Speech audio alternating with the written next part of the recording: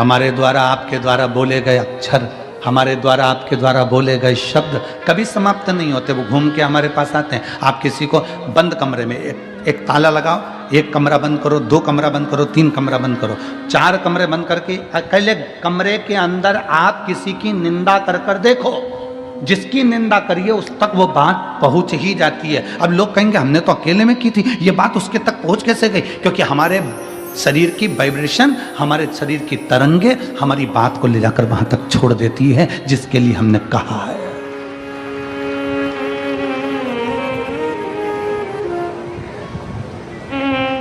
हमारे शरीर की वाइब्रेशन, हमारे शरीर की तरंगे वहां तक ले जाकर छोड़ देती है जिसके लिए हमने अपशब्द कहा। आप किसी को गाली देकर देखो, चलो जाने तो आपका कोई नौकर हो ना, आप अपने घर पे बैठ के नौकर को ही कुछ अपशब्द कह के देख ले, नौकर नहीं है वहां पर, परंतु उस नौकर को मालूम पड़ जाएगा कि मेरे सेठ के मुख में, मेरे सेठ ने मेरे लिए कुछ कहा, मेरे सेठ के दिमाग में कुछ चल रहा।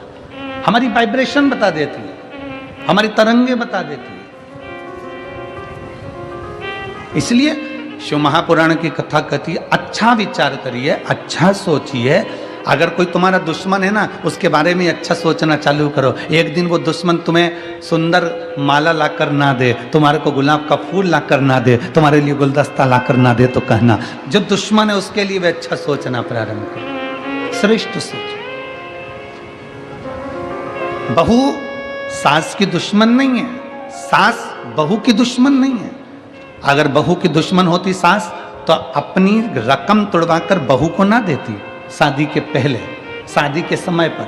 अगर सास तुम्हारी दुश्मन होती तो 1-2 लाख रुपए शादी में खर्च नहीं करती, 5-5, 10-10 हजार की साड़ियां लहंगा तुमको नहीं दिलाती अगर तुम्हारी दुश्मन होती तो। और बहू अगर तुम्हारी दुश्मन होती तो वो अपना घर छोड़कर तुम्हारे घर में नहीं आती तुम्हारी गुलामी करने के लिए। ना सास बहू की दुश्मन है, ना बहू सास की दुश्मन है। ये दोनों रहते रहते एक दूसरे से बोलते नहीं, अपशब्द नहीं बोलते, पर अंदर ना जाने कैसे कैसी अंटी पालते रहते हैं, अंदर की वाइब्रेशन ऐसी कर लेते हैं। मम्मी ने ऐसा कर लिया, पापा ने ऐसा कर लिया, अंदर से सोच रहे हैं तो वो वाइब्रेशन तुम्हारी सास तक पहुंचती है, सास की वाइब्रेशन बहू तक पहुंचती है, और दोनों का मनमुटाव आपस में चालू हो जाता है। और एक दिन ये होता है कि घर में अलग अलग हो जाते हैं। ये हमारे शरीर की वाइब्रेशन है, ये हमारे शरीर का विचार है, ये हमारी दृष्टि है।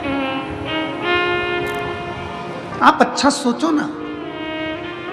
एक स्त्री, एक पत्नी रोज पति पर शंका करती है, रोज प्रतिदिन शंका करेगी, मन में शंका भरा गई है तो शंका करती रहेगी, शंका करती रहेगी, शंका करती रहेगी, शंका करती रहेगी। आखिर में पति को मालूम पड़ जाएगा कि ये शंका कर रही है। पति शंका करेगा तो मालूम पड़ जाएगा कि पत्नी शंका कर रही है। ये हमारी वाइब्रेशन है हमारे शरीर की, जो वहां तक पहुंचा दी। ये हमारे शरीर की वाइब्रेशन है जो वहां तक पहुंच रही है। शिव पुराण कहती है, अच्छा सोचो। जब हम भगवान का नाम जाप करते हैं तो वो मंत्र टूटता है जब आपस में टकरा कर। तो जितने शिव भक्त यहाँ बैठकर कथा कर तत्व ग्रहण कर रहे हैं, लाखों शिव भक्त भगवान शंकर की कथा सुन रहे हैं। कोई टीवी के माध्यम से, कोई मोबाइल के माध्यम से कथा सुन रहा है, और जब वो भी मंत्र का जाप करता है तो उसकी वाइब्रेशन उस तक पहुंचती है और उन सब का कल्याण हो जाता है, जो चाहे टीवी पे सुने चाहे मोबाइल पर सुने। श्री शिवाय नमस्तु, श्री शिवाय नमस्तु, सब बोलिए श्री शिवाय नमस्तु, श्री शिवाय नमस्तु, श्री शिवाय नमस्तु, श्री शिवाय नमस्तु। ये हमारे शरीर की तरंगे हमें वहां तक लेकर जा रही हैं। हमारे भीतर की तरंगे हमें वहां तक लेकर जा रही हैं।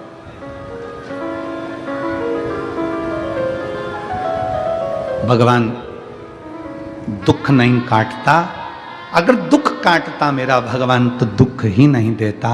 भगवान दुख देता है तो भगवान का कार्य है कि वो उस दुख को सहन करने की शक्ति देता है। दुख कौन काटेगा?